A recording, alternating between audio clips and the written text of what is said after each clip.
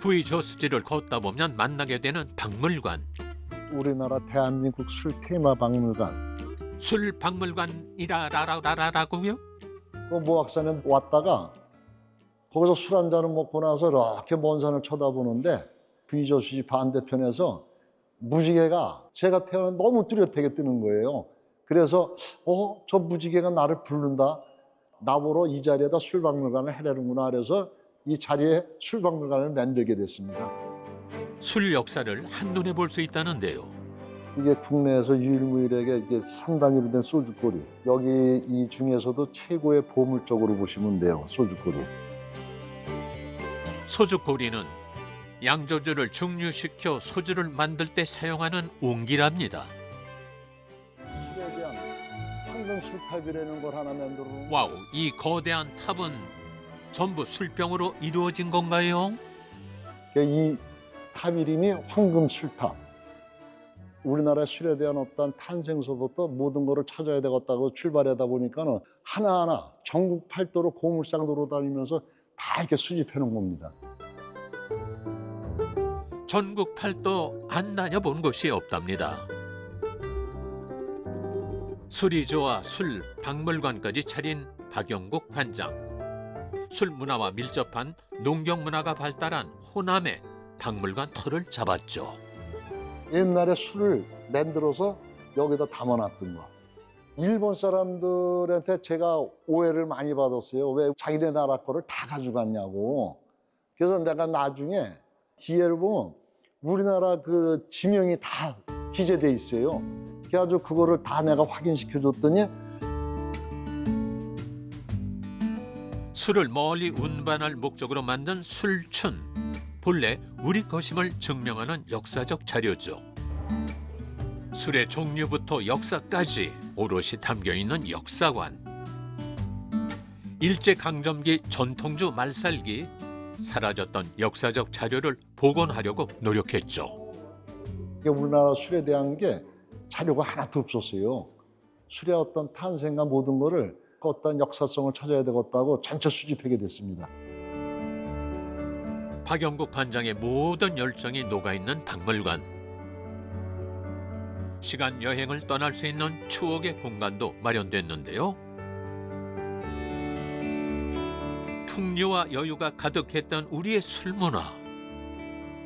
술은 같이 앉아서 같이 모여서 이야기를 나누고 서로 풀고 마음과 마음을 같이 가는 게 술입니다.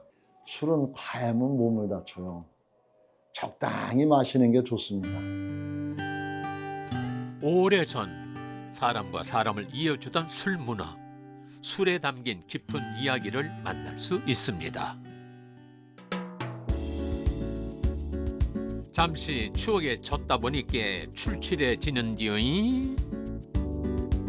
맛있는 향기 따라 부이면 어딘가를 찾아가 봅니다.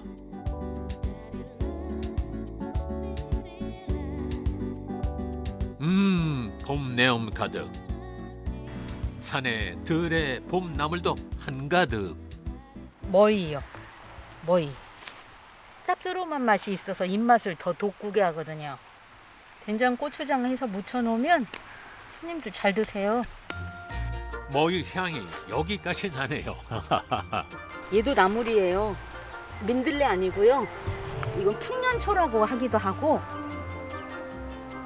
겨우내 땅에 잠자고 있다가 햇볕이 이제 따뜻해지고 봄 기운을 느끼면 하루하루가 다르게 다 싹을 튀고 올라오거든요. 그럼 겨울 동안 가지고 있었던 그 영양분들을 우리가 이제 싹이 올라오면 지금 제철에 먹는 것이 정말 몸에 좋은 거죠. 봄이 오면 자연이 우리에게 선물하는 보물 중 하나가 바로 봄나물입니다.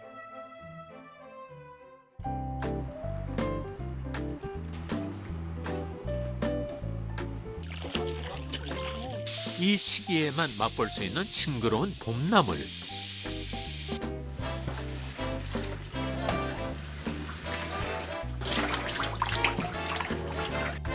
된장으로 조물조물 무쳐내면 없던 입맛도 살려낸다죠. 저만의 비법이라기보다는 그냥 집에서 농사 지은 거 그런 걸로 하다 보니까 손님들이 입에 맞으시고 그런 것 같아요. 제철 식재료와 직접 지은 농작물로 영양 가득한 밥상을 완성하는데요. 이 집의 대표 메뉴이자 사장님이 가장 자신 있다는 요리? 묵은지와 닭볶음의 절묘한 만남, 완주 오미. 5가지 맛 중에 하나라는 묵은지 닭볶음탕입니다. 묵은지 닭볶음탕의 맛을 좌우하는 건 묵은지 김치. 아직도 싱싱하죠? 오랜 시간 숙성시킨 묵은지를 사용하는데요. 맛의 깊이가 다르다고요? 배추를 농사질 때도 비료를 많이 쓰질 않아요. 그래야 배추가 짱짱한 맛이 있거든요. 무르지 않고. 제가 경험해 본 바로는 3년 이상 숙성된 걸로 해야 맛있더라고요. 32년 접어드는 것 같아요. 이 아가씨 때도 음식 해놓으면 맛있다고들 많이 했어요. 그거를 믿고 남편이 자꾸 해라 했는데 잘한다 칭찬받으면 할만하죠. 부모님과 함께 살던 주택을 개조해 식당을 개업했습니다. 여기가 저희 시 어른들하고 함께 30년을 살은 집이고요. 이제 여기 아래채를 개조해서 이제 식당으로 한 거죠. 식당 일은 안 해봤죠. 무식하면 용감하더라고. 아무것도 모른 채 시작한 거예요. 욕심은 덜고 인심은 더하니 손님들의 발길이 이어졌죠. 저는 큰 욕심 안 부리고요. 내 집이니까 새 안 나가고 집에서 농사 지어가면서 그렇게 하면서 이제 아름아름 손님들도 많이 오시고 단골 손님들도 많이 늘고 그랬죠.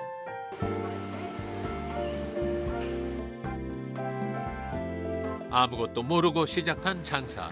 지금까지 잘 뿌려온 데는 남편의 든든한 지원이 있었기에 가능했습니다.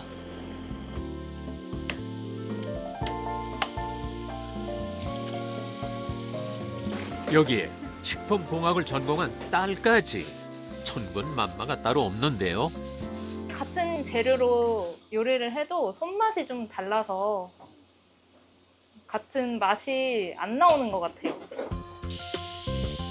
하지만 딸은 엄마의 비법을 따라가려면 아직 멀었다네요. 집밥 같은 상차림, 감칠맛 더해진 묵은지 닭볶음탕까지. 이 비주얼 좀 벗어.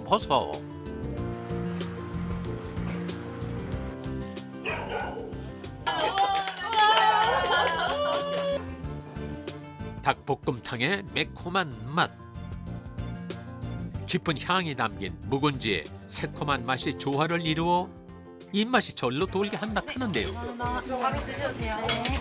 김치가 아우, 이게 침이 쫙쫙 돌리네. 아우, 침이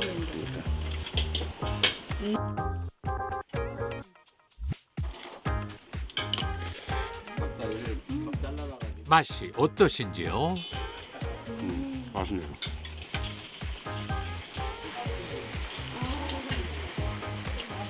기억이 오래 남는지. 제철 음식으로 해주는 반찬들이 다 달라요. 올 때마다. 그래서 여기를 좋아하게 됐어요. 다른 집에는 딱히 없는 이 감장아찌. 사실 반찬만 있어도 닭볶음탕 나오기 전에 밥이 한 반 공기는 무조건 사라집니다. 하하, 맛있게 드시면 그게 더 없는 보람이죠. 가장 즐겁고 행복할 때가 맛있게 먹고 갑니다. 손님들이 인사해 주실 때예요. 그리고 반찬의 접시들이 다 비워져 있을 때. 힘들긴 해도 그게 제일 큰 보람이죠. 언제든지 찾아오세요. 자, 이번엔 힐링의 성지로 떠오르고 있는 소양면으로 가봅니다.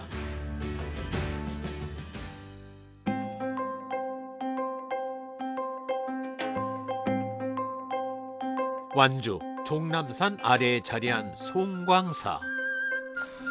우리나라에서는 드물게 평지에 자리한 사찰인데요. 대웅전에는 크기가 6m에 달하는 최대 크기의 불상이 있습니다. 송광사 앞은 봄이면 분홍빛 벚꽃 터널을 이뤄 아름다운 풍경을 만들어내기로 유명한 곳이죠. 종남산과 위봉산에 둘러싸인 오성 한옥마을에는 오래된 고택들이 둥지를 틀고 있습니다. 철거 위기에 있는 한옥들을 해체 작업해서 이쪽으로 옮겨오는 작업을 했습니다. 이런 오래된 고택들이 버려지고 없어지는 거에 대한 그런 좀 안타까움도 있었고요. 원래 완주에 있던 고택들이 아닌 대부분 다른 고장에서 옮겨온 고택인데요. 해체 작업을 거쳐 옛 모습 그대로 완주에서 복원한 한옥입니다.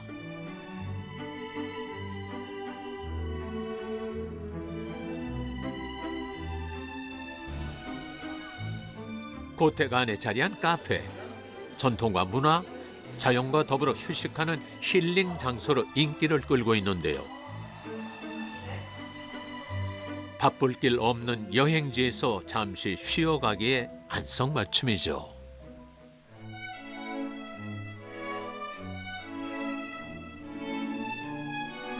와우, 현대식 갤러리와 전통 한옥의 풍경을 동시에 느낄 수 있는 또 다른 고택.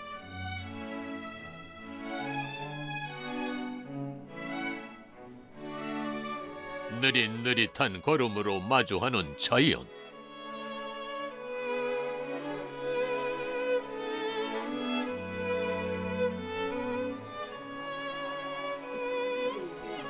탁 트인 풍경 속에 삶의 쉼표 하나.